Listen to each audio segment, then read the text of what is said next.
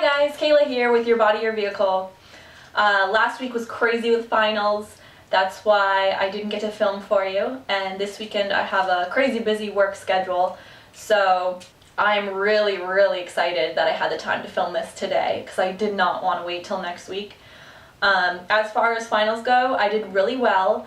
I did review some of the material during the week, but I didn't try to cram anything that I didn't already know into my brain because I knew that it just wasn't going to work that way.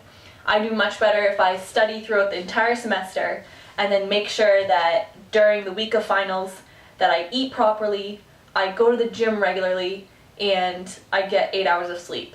So no extra coffee for me, no lack of sleep for me. I was bright and wide awake, ready to take my tests.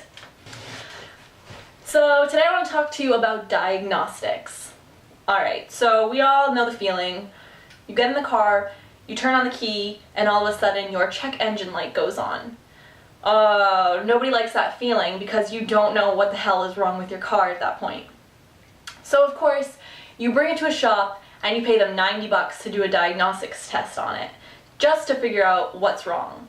And then you go from there and see how much it's going to cost you to fix it, and blah blah blah. Well, luckily, it doesn't cost you anything to do a diagnostics test on your body, a self-diagnostics test anyways. A lot of insurances cover blood work and things like that if you really want to go that far and go to your doctors and get blood work done if you really see some kind of red flag. But as far as self-diagnostics go, it does take time, but it doesn't cost you anything, which is great. So how do you do a diagnostics test? Well, it's really simple. You take a couple days. I like to take 5 just because if I take too little days, if I take only 3 days or so, then I find that it's easier for me to tweak my numbers too much and I'll behave for 3 days in a row. Not that I don't normally behave, you know what I'm saying. So, so I usually like to do 5 days because it keeps you more accountable. Anything over than that, it's harder to do it consistently, so you find yourself that you don't have enough time to do every specific detail of your plan every single day for longer than 5 days. With this diagnostics test, you want to keep track of what you're eating, how much you're eating, how much you're exercising, how much you're sleeping, what your energy feels like that day, and, yep, your daily weight measurements. Now, I don't like to go by that all the time because if you're building more muscle mass, you're obviously going to weigh more. And we all know that muscle weighs more than fat. So that's a really hard thing to go by, but we all don't have fat percentage scales or fat calibers to measure body fat percentage. Within a 5-day range, it's really difficult to see any difference with those kind of things.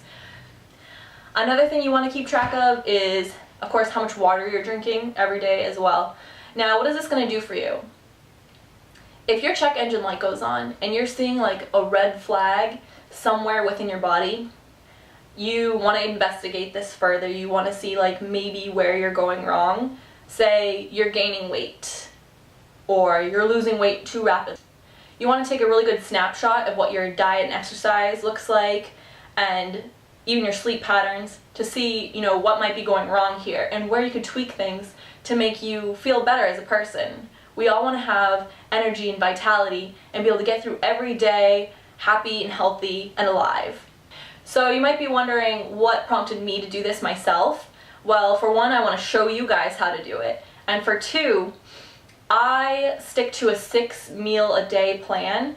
And right now I consume about 300 calories per meal, so 6 300-calorie meals per day, spaced out every 3 hours.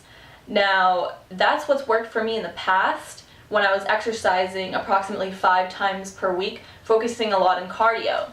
Lately, I've switched over to a more strength training regime because I'm trying to build lean muscle, and so I cut down my gym days to about 4 days a week, and I kick my butt on those days.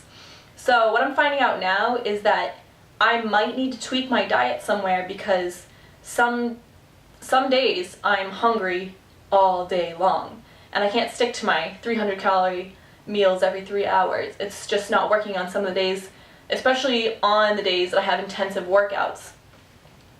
So I want to figure out where I'm going wrong. It could be the fact that my meals are too small on those days. It could be the fact that maybe on those days I need to up my calorie limits and maybe tweak the days that are on my off days. Or it could have to do with my macronutrients. What I'm going to show you on my computer, on a program that I have, you can run diagnostics through just about anything. It keeps track of vitamins, minerals, protein, carbs, fats. It keeps track of everything. So this is really, really intense, and you want to make sure that when you're doing this, that you do have significant time to spend on this. For me, it's kind of like an all or nothing thing. If I'm not going to do it full-heartedly, there's not really a whole point in doing it at all. It's not going to be a really clear snapshot of what your diet really truly looks like. So through this, I'm going to try to figure out why it is that I'm hungry more than normal, because of my strength training exercises, see if maybe I'm eating too much carbs, not enough protein, or not enough fat.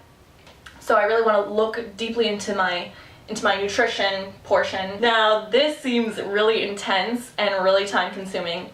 I personally have done this before, so I'm used to looking at things in this way, and I have measured what I ate and all that, and I'm very familiar with the program that I use, which I'll show you in just a minute.